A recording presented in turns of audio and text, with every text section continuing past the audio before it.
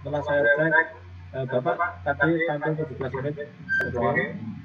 Setelah saya cek ada 2 orang yang hari ini tampil RTP-nya bermadai, yaitu Bu Lisa Octavia dan Pak Rahmat Safei. Nanti mohon diganti yang lain ya. Jadi yang belum mengunggah RTP yang diganti Mbak Lisa Octavia, Bapak Rahmat Safei dan Bapak Eko Subianto. Nanti yang lainnya silahkan diganti oleh Pak Agus Prasetyawan atau dan Ibu Irma Mulyatul. Oke, dilanjutkan Bapak. Ada Mas Pak Heru atau langsung aja lagi? Mic-nya Pak, mic-nya. Kita tanya-tanya sekarang aja Pak, nanti di akhir. Ini Mas Hanifah. Langsung aja ya. Ya, oke. Langsung sekarang ke Pak Subianto. Nggih, Pak. Assalamualaikum warahmatullahi wabarakatuh. Bagaimana kabarnya anak-anakku semuanya? Ya, mudah-mudahan masih diberi kesehatan dan keselamatan dan semangat dalam belajar. Ya, baik anak-anakku semuanya, untuk siang hari ini kita akan belajar tentang pendidikan agama Islam. Ya, tapi sebelum memulai pembelajaran, Bapak absen terlebih dahulu. Sebelum pembelajaran, mari kita berdoa yang nanti akan dipimpin oleh ketua kelas Pak Saudara Ainun Najib. Dipersilahkan. Oke, baik Guru. Mari teman-teman sebelum memulai pembelajaran pada pagi hari ini kita berdoa dengan membaca basmalah bersama-sama.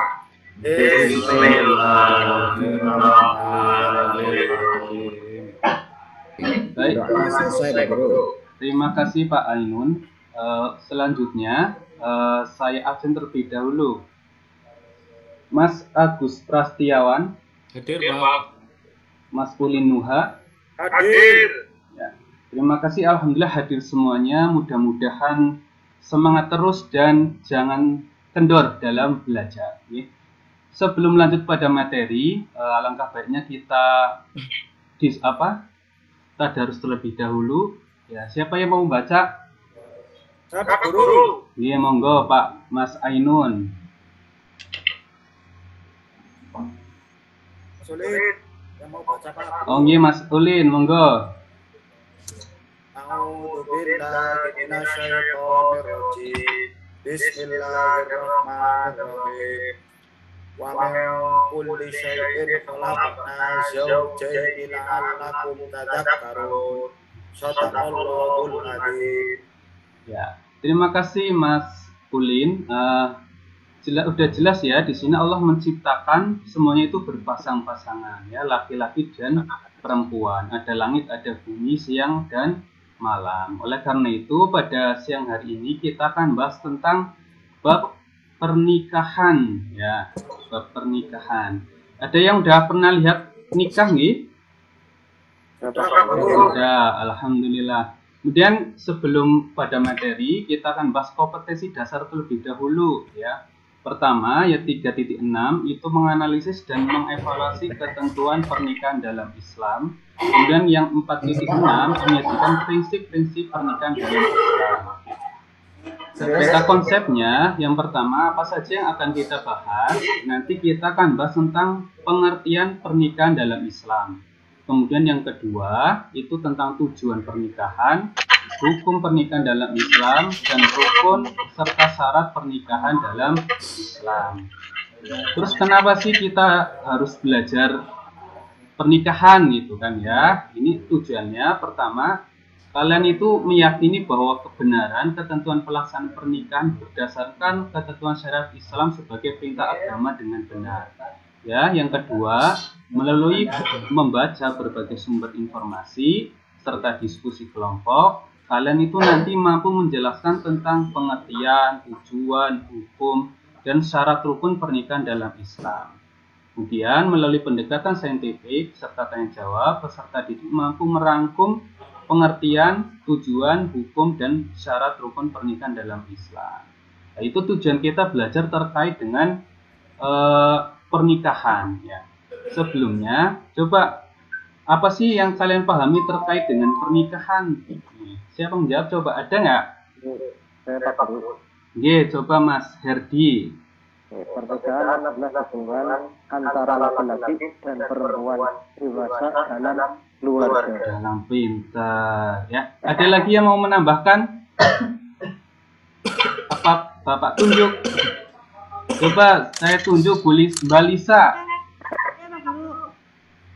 Pernikahan adalah institusi keluarga dalam membangun keluarga yang bahagia, Pak Guru. Terima kasih ya. Jadi pernikahan adalah institusi keluarga untuk membangun keluarga yang bahagia. Tentu diridhoi oleh Allah Subhanahu wa Ta'ala. Terus coba anak-anakku semuanya perhatikan gambar berikut ini. Ini ada dua permasalahan ya. Ini yang gambar pertama, gambar apa ini? Mas, Mbak, halo.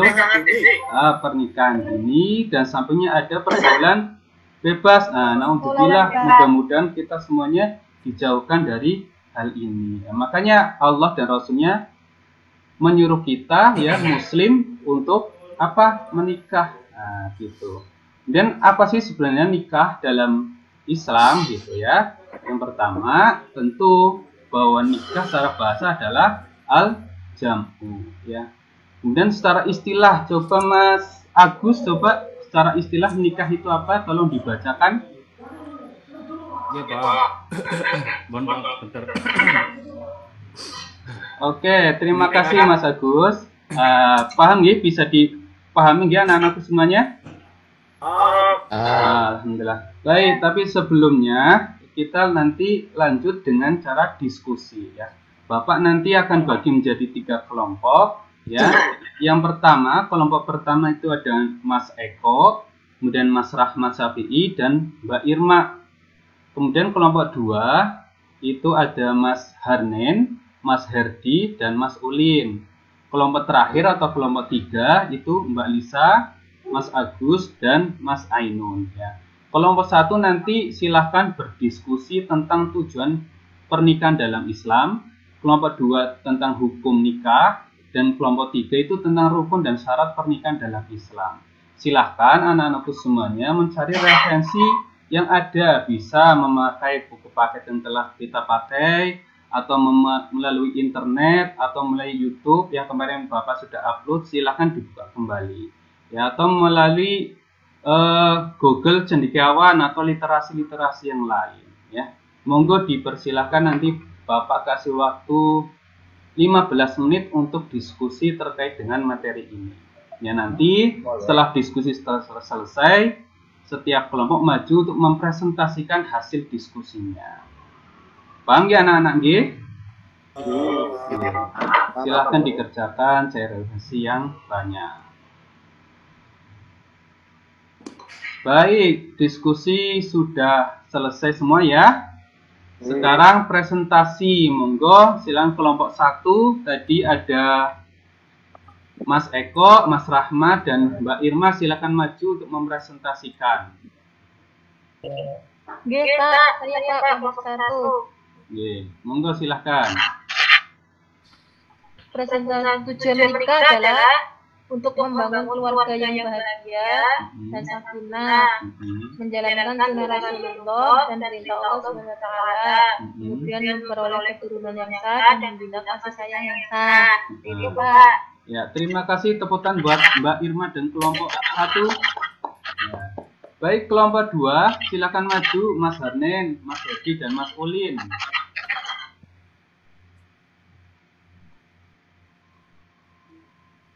Siapa yang mau mempresentasikan? Baik. Ya, silakan Mas Ulin. Terkait hukum. Baik, terima kasih Mas Ulin atas presentasinya. Tepukan buat Mas Ulin dan teman-temannya. Baik, kemudian lanjut ke 3, kelompok 3 itu Mas Ainun, Mas Agus dan Mbak Lisa, silahkan. Saya Pak Guru. Siapa yang mau mempresentasikan? Saya Pak Guru. Monggo Mas Agus. Rukun nikah Pak Guru, rukun nikah ada 5, yaitu Yang pertama mempelai laki-laki, mempelai perempuan. Kemudian harus ada wali nikah, 2 orang saksi dan ijab kabul.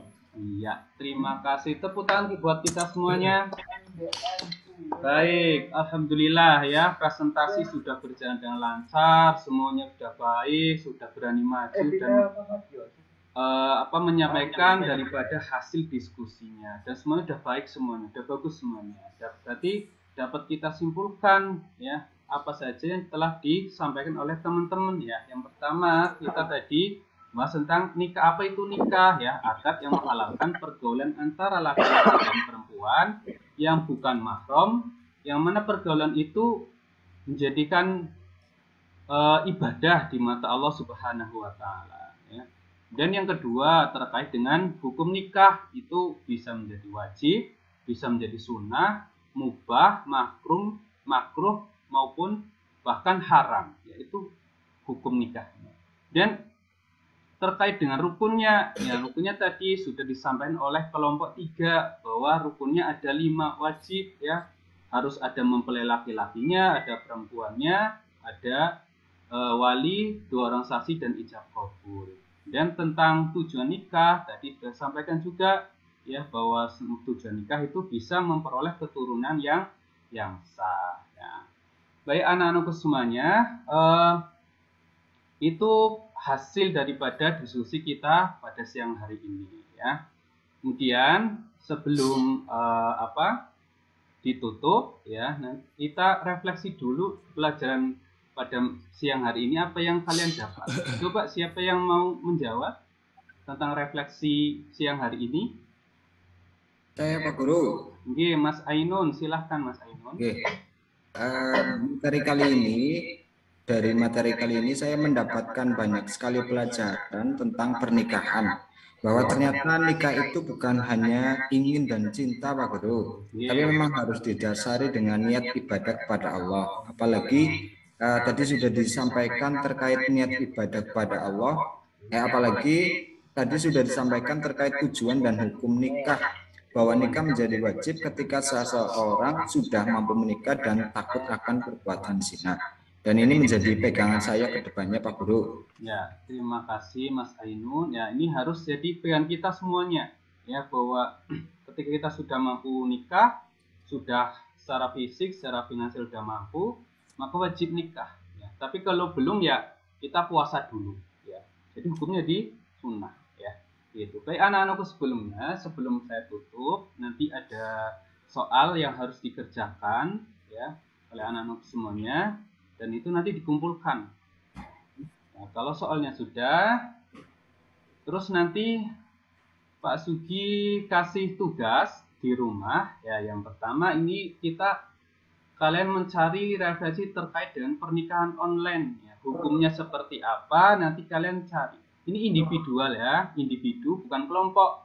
Jadi mengerjakan masing-masing. Pernikahan online hukumnya bagaimana? Ya. Kemudian menurut ulama siapa disampaikan. Ini yang pertama. Kemudian yang kedua itu terkait dengan wali nikah. Ya, wali nikah. Ya, ketika kita telusuri nih, ternyata wali nikahnya adalah ayah biologis daripada mempelai perempuan, itu hukum nikahnya seperti apa? Ya, nanti kalian coba cari referensi. Ya, karena ini menjadi permasalahan besar, apalagi sekarang. Ya, ada banyak yang tadi kita sampaikan di prioritas pertama. Ada yang hamil sebelum nikah. Ya, ini seperti apa kalau yang lahir adalah anak perempuan, kemudian kalau nikah walinya ayah biologis, ini hukumnya seperti apa? Ya. Paham ya anak-anak semuanya? Paham. Alhamdulillah. Baik, pada pertemuan siang hari ini Bapak cukupkan saja. Nanti kita lanjut di pertemuan selanjutnya bahas tentang tugas dan juga akan bahas tentang pernikahan yang dilarang sesuai syariat Islam. Ya. Nanti tapi sebelum pembelajaran silakan baca literasi terlebih dahulu. Jadi nanti kalau ada yang mau dipertanyakan ditulis dulu di rumah. Nanti ketika pembelajaran silakan ditanya. Baik, kita tutup dengan bacaan hamdalah bersama-sama. Alhamdulillahirabbil alamin. Wassalamualaikum warahmatullahi wabarakatuh. Waalaikumsalam warahmatullahi wabarakatuh. Matur nuwun Pak dosen. Waalaikumsalam warahmatullahi wabarakatuh. Terima kasih Bapak sudah mempraktekkan pembelajaran selama 14 menit. Saya kira bagus. Dilanjutkan karena terima kasih Bu Irma. Ya, habis sana. Monilatul. Nomor. Namanya Bu Irma Monilatul Munawarah yang sudah sampai. Saya kira hari ini sudah 5 orang ya. Bapak. Selanjutnya untuk teknis tanya jawab, saya mohon pengarahnya dari Pak Heru, monggo Pak Dr. Heru. Terima kasih Pak Hanif, Bapak Ibu semua. Senyum dulu lah. Oke Pak. Siap. Nah, gitu. Ini kayaknya Pak Amin potong rambut apa enggak? Kemarin kayaknya ada yang gondrong apa ya? Semalam. Enggak ada. Enggak ada Pak. Saya gundul dari kemarin. Oke, terima kasih Bapak Ibu semua yang sudah bekerja keras, belajar dan bersungguh-sungguh ya. Jadi saya tadi sempat chat sama Pak Hanif bahwa teman-teman hari ini penampilannya keren-keren. Amin. Tunggu ya. Amin. Tadi saya sempat sepakat kita nggak bisa banyak tanya kepada teman-teman semua. Tapi tetap ada sesuatu yang harus kita konfirmasi ya kepada Ibu semua. Harapan saya kayaknya kalau setiap hari ngajarnya modelnya begini itu muridnya pintar semua deh. Tapi nggak tahu kayaknya itu hanya pas aku kerja atau enggak gitu. Iya, karena pernah ada satu riset terkait dengan evaluasi pembelajaran. Bapak Ibu guru itu kalau sedang dievaluasi kegiatan itu ngajarnya bagus-bagus. Tapi daya tahannya itu kadang-kadang nggak lama, baru 1 bulan, kemudian kembali lagi ke awal lagi nggak bagus lagi gitu ya. Jadi saya lihat pabrik Pak dosen. Jadi saya berharap ini nanti dipertahankan dengan ngajar yang seinteraktif, sekomunikatif ya, memberikan ruang yang luas kepada murid-murid kita untuk menyampaikan gagasan-gagasannya dengan baik ya. Itu saya apresiasi di situ dan tepat semua ya. Makanya kemarin saya katakan Bapak Ibu jangan berpikir negatif. Insya Allah semuanya lancar dan bagus gitu ya. Kita optimis di situ. Nah, tapi ada beberapa hal yang ingin saya sampaikan sekalian lintas ini ya, lintas per mahasiswa ya. Yang pertama saya nggak tahu kenapa 4 mahasiswa tadi itu temanya nikah semua. Sudah kebelat Pak dosen. Apa pada pengen nikah atau apa ya? Soalnya kan ngajarnya di SMK jadi pengen berdua. Itu ya. Hanya ada satu yang jujur. Nah, beberapa catatan penting yang saya pikir semuanya hampir menyerupai ya satu hal yang perlu kita pikirkan ya. Tolong saat diskusi itu hadirkan persoalan yang kontekstual bagi anak-anak kita ya. Jangan persoalan yang tekstual, rukun nikah itu apa, pengertian nikah itu apa. Tapi coba kontekskan misalkan, kalau ada nikah secara online gimana hukumnya, sah apa enggak? Kan begitu. Sehingga anak-anak kita yang di generasi sekarang itu bisa berpikir lebih kritis lagi bahwa ilmu yang didapat tidak hanya soal nanti akan diujikan, tetapi juga soal menghadapi, dia bisa menginterpretasikan dan menghadapi persoalan-persoalan yang ada di sekarang. Bisa juga tadi yang soal hak suami dan istri ya. Nah, itu pertama ya. Itu catatan penting saya. Saya baru menjumpai tadi persoalan yang kontekstual itu yang jujur tadi soal beberapa kasus-kasus yang ditangani oleh anak-anak kita. Sehingga anak-anak kita merasa bahwa oh saya belajar soal nikah itu ada manfaatnya tidak hanya untuk diri saya, tetapi juga bagaimana melihat fenomena pernikahan, kasus-kasus pernikahan saat ini dia punya wawasan yang luas. Itu catatan untuk semuanya ya. Jadi besok yang belum tentu saja coba diskusikan dengan persoalan yang kontekstual. Oke, sekarang saya masuk ke personal. Yang pertama ke Pak Ainun ya. Pak Ainun. Halo. Pak Ainun ya. Pak Ainun tadi juga soal pernikahan ya. Oke, saya tanya Pak. Metode yang Bapak gunakan tadi di dalam menyampaikan materi itu apa saja? Metodenya ada ceramah, ada diskusi kelompok, ada tanya jawab Pak. Oke, coba tunjukkan mana yang ceramah, mana yang diskusi kelompok, dan mana yang tanya jawab. Oke. Sama ketika tadi saya menyampaikan terkait dengan kesimpulan di pengertian nikah, hukum nikah, dan tujuan nikah. Kemudian pada saat tanya jawab, ketika kelompok mempresentasikan, kemudian kelompok memberikan tanggapan dan memberikan pertanyaan, begitu Pak. Kemudian diskusinya pada saat diskusi kelompok. Oke, terakhir Pak, kalau materinya soal pernikahan, tadi saya tidak melihat kasus yang kontekstual ya Pak. Kasus yang kontekstual yang mungkin bisa Bapak diskusikan dengan anak-anak itu soal apa? Oke, kalau sebenarnya kalau di RPP 2 itu ada diskusi terkait dengan nikah yang dilarang oleh agama. Memang tadi saya belum menyampaikan untuk permasalahan yang kontekstualnya belum ada sehingga Pak. Ini saya paling hanya pada saat persepsi saja Pak. Ketika anak-anak saya tanyakan sudah pernah melihat prosesi pernikahan dan terlibat dalam kegiatan rangkaian pernikahan saja. Oke Pak, cukup ya. Saya masuk ke Pak Sugiantoro ya. Iya Pak, saya. Sugiantoro sama Pak Amin Lima. Ya, dua sekalian ya. Dua sekalian karena sama-sama menggunakan PBL. Pertanyaan saya ke Pak Sugiantoro, PBL itu apa? PBL itu problem based learning. Jadi ada suatu permasalahan yang real seperti tadi saya ketika persepsi kan menyampaikan contoh gambar terkait dengan pernikahan dini dan pergaulan bebas. Itu kan memang pada zaman sekarang terbukti adanya. Itu menjadi permasalahan yang harus nanti bisa dianalisis oleh siswa dan dievaluasi seperti itu Pak. Oke, sekarang masuk Pak Amin ya. Pak Amin, berarti tujuan PBL itu sebenarnya apa Pak? Tujuan PBL ya untuk menjabarkan permasalahan yang sedang dihadapi oleh siswa, memberikan gambaran. PBL kan problem based learning ya Pak, pembelajaran berbasis masalah, menjawab masalah yang belum terjawab sebelumnya.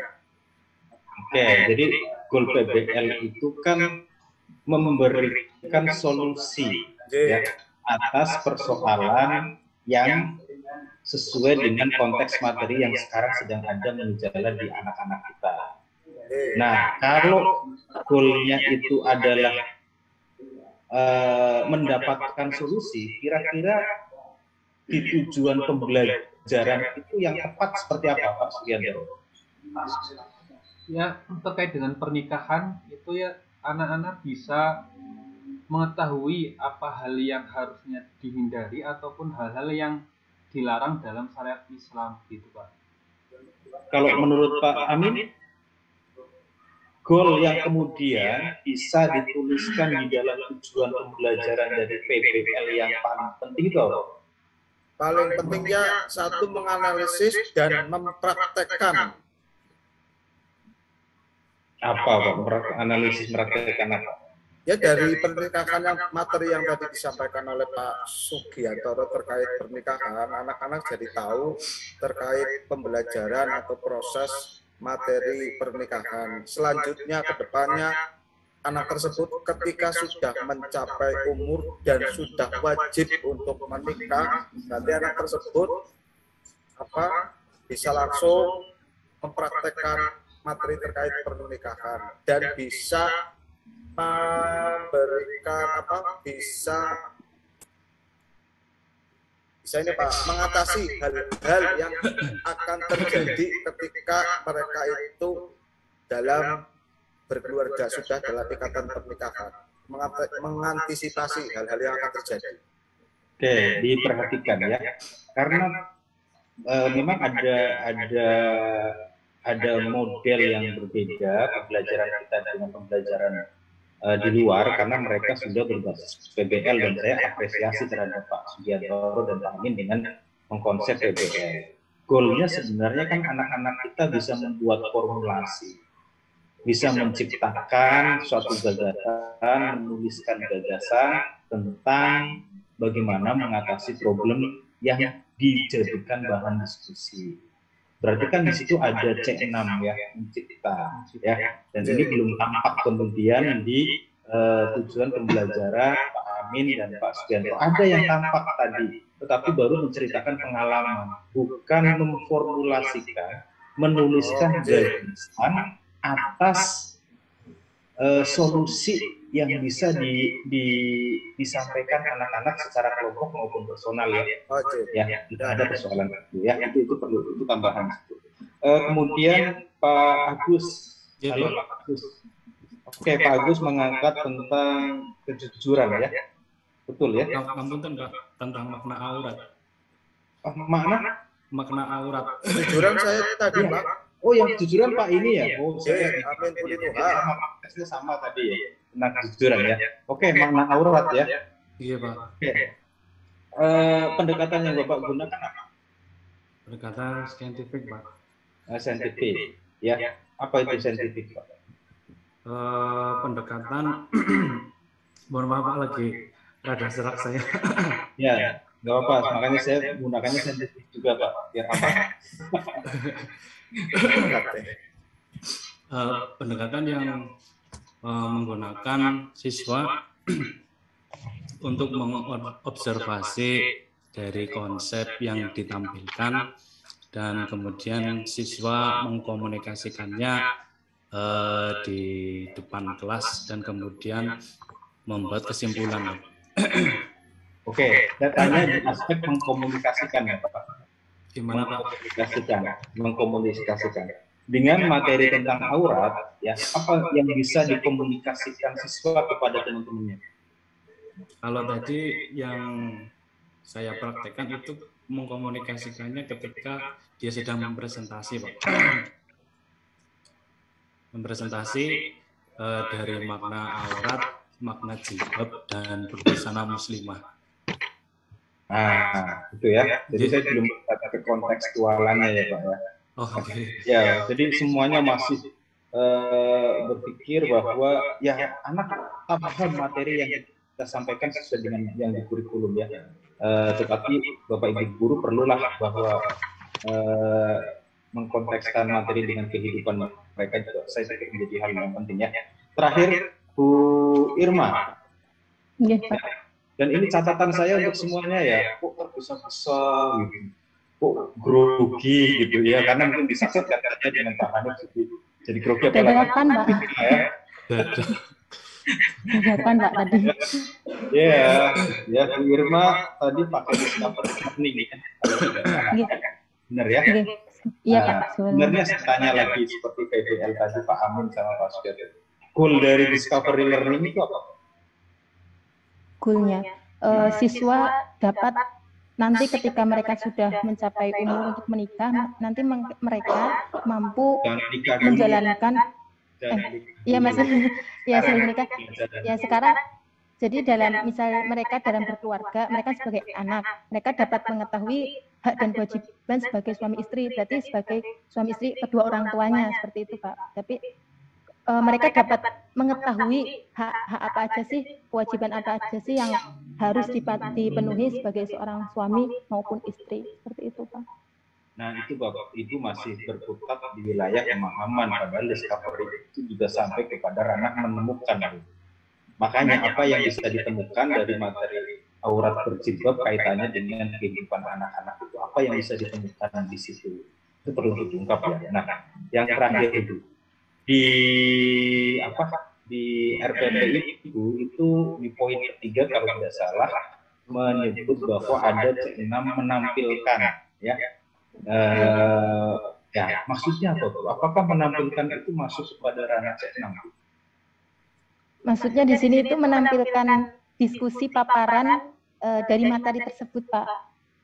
Oke, menampilkan C6 diskusi. Mana Pak? C6 itu apa? C6 itu bisa komponennya bisa seperti merekonstruksi, kemudian mencipta, kemudian apalagi ya, apa ya? Pokoknya membuat seperti kalau proyek itu bisa membuat sesuatu yang baru gitu Pak, mencipta. Nah, kalau menampilkan itu membuat produk, menampilkan itu mempraktikkan atau membuat produk? Ya, itu menampilkan berarti bukan Pak. Praktekkan kan? Iya, mempraktekkan nih, punten. Oke, itu dari saya, Bapak Ibu semua. Terima kasih, masih ada besok dan Bapak Ibu yang sudah maju di sini. Tentu saja kita hadir ya, kita mengapresiasi teman-teman yang lain untuk presentasi sehingga kesemangatan kita tetap ada dan tetap terjaga.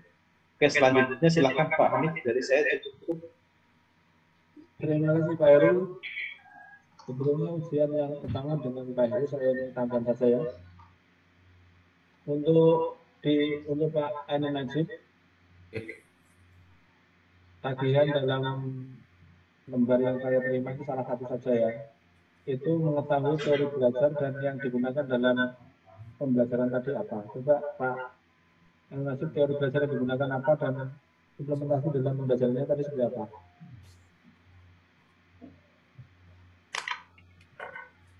Menggunakan discovery learning mungkin ya Pak? Gimana? Gunakan discovery learning. Teori belajar discovery learning itu apa itu teori belajar discovery learning itu? Itu Pak. Teori belajar itu kayak seperti apa itu behaviorisme, konstruktivisme, mekanisme. Itu yang mana Pak?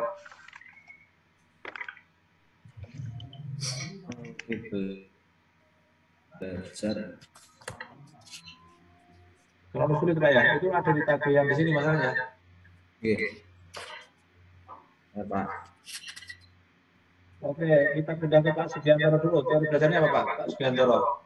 Kalau saya teori kognitif Pak. Jadi siswa yang lebih aktif dan kita memikirkan pada proses pembelajarnya bukan hasilnya saja, seperti itu Pak. Teori belajar aktivisme itu gimana Pak? Jadi kita lebih fokus kepada prosesnya Pak daripada hasilnya. Jadi yang lebih aktif itu siswanya, seperti itu namanya. Nah Pak, kalau kognitivisme itu teori belajar yang berkaitan dengan pengolahan otak Pak, pengolahan umpamanya bagaimana lupa, bagaimana mengingat, memori jangka panjang, memori jangka pendek. Kalau menghafal Al-Quran itu cocok kognitivisme Pak. Jadi kurang tepat ya Pak ya? Iya Pak. Tersebut. Lalu teori belajar apa Pak tadi yang dipakai? Kalau enggak kognitivisme? Berarti lebih ke konstruktivisme apa ya Pak? Oh ya, gimana ada kognitivisme? Ribon? Konstruktivisme itu seperti apa dan di pembelajaran itu kayak apa? Lebih pada ke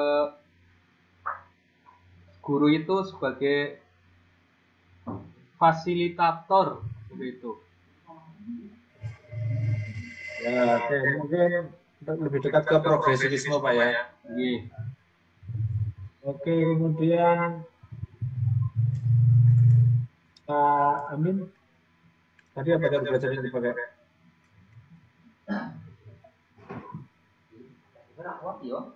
Teori belajar yang dipakai apa Pak Amin? Mungkin ya Pak.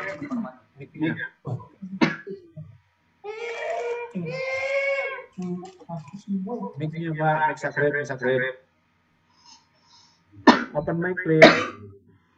Mic-nya Pak Amin, Ulinuha, mic. Konstruktivisme. Pripun nih Pak? Pripun? Gimana itu konstruktivisme dan dalam belajarnya seperti apa? Konstruktivisme itu pembelajaran yang dibangun bukanlah dengan semata-mata dengan seperangkat fakta atau konsep Pak, tapi siswa itu harus tadi mengkonstruksikan pengetahuan itu dan memberi makna melalui pengalaman yang nyata Pak. Coba tunjukkan Pak dalam pembelajaran tadi. Kalau saya tadi baru terakhir yang tujuan pembelajaran kelima Pak, peserta didik menulis pengalaman pribadi tentang penerapan perilaku berani membela kebenaran di lingkungan sekolah dengan baik dan benar. Oke, Pak Agus. Oke, Pak. Pak Agus apa teorinya? Insya Allah saya tadi pakai teori behavioristik, Pak. Gimana itu? Teori pembelajaran yang mengedepankan perubahan perilaku setelah sebagai hasil proses pembelajaran. Perubahannya gimana Pak tadi? Perubahannya mungkin dari pakaian, kalau tadi yang dari materi yang saya sampaikan, yang diharapkan penampilannya yang mungkin dulunya agak ketat menjadi lebih longgar, kayak gitu Pak. Berarti perlu paham nggak itu maksud dari ketat ke longgar itu, siswa perlu paham nggak Pak? Perlu Pak. Nah di situ saya kira kalau teori behaviorisme itu paham itu tidak penting Pak. Nah di situ. Oh, gitu. Ya, oke, Bu Irma. Iya Pak. Ada Pak. Ada dua ya? Ada. Gimana Bu Irma? Saya pakai teori belajar konstruktivisme, Pak. Oh, gimana itu, Bu? Maksudnya di sini siswa ikut terlibat aktif dalam pembelajaran seperti diskusi, kemudian pengalaman pribadi, misal mereka kan di rumah melihat berhadapan sama orang tua ya Pak, orang tua kan itu sebagai kewajiban hak dan kewajiban sebagai suami istri, seperti itu Pak. Jadi mereka berdiskusi, mereka terlibat aktif dalam memahami pelajaran tentang hak dan kewajiban sebagai suami istri, seperti itu Pak. Oke, sebetulnya banyak pertanyaan yang disiapkan oleh Rubik ujian, tapi kalau ditanyakan nanti banyak habis. Saya kira itu saja. Yang penting acaranya sudah bagus. Cukup ya Mas Heru? Terima kasih Pak. Terima kasih Pak. Oke, Terima kasih Pak. Jam berapa Mas Heru? Pak Heru, besok? Gimana Mas? Gimana? Besok jam berapa besok? Besok saya ngajar sampai jam 12 selepas Jumatan gimana? Enggak? Setuju. Jumatan ya? Seperti Ya, tadi ya? Ya, kayak beginilah jam 1 saya udah free semua kayaknya. Jadi Karena hari Jumat besok jam 13 ya. Kalau jam 1 kayaknya belum turun. Oke, siapa? Jam 3 betul. Jam berapa Mas? Jam berapa besok? 13 tit. Ada Jam 1 berarti. Jam 1 ya. Nggih. Mari kita akhiri pertemuan hari ini, semoga mendapatkan keberkahan. Amin. Amin. Amin. Kita akhiri dengan bacaan alhamdulillah bersama. Alhamdulillahirabbil alamin. Kita penutup majelis. Subhanakallahumma wa bihamdika. La ilaha illa anta astaghfiruka wa atubu ilaik. Matur nuwun, matur nuwun. Terima kasih Pak. Ini kita langsung ke kelas satunya Pak Heru ya. Makasih Ini Pak. Mas ini langsung oper. Kita nggak usah keluar Mas. Oke, untuk tim lain keluar. Oke Pak, terima kasih. Kita Iya Pak. Terima kasih Pak. Terima kasih Pak dosen. Izin keluar Pak. Izin keluar. Terima kasih Pak. Hati-hati di jalan ya. Nggih. Apa, Mas?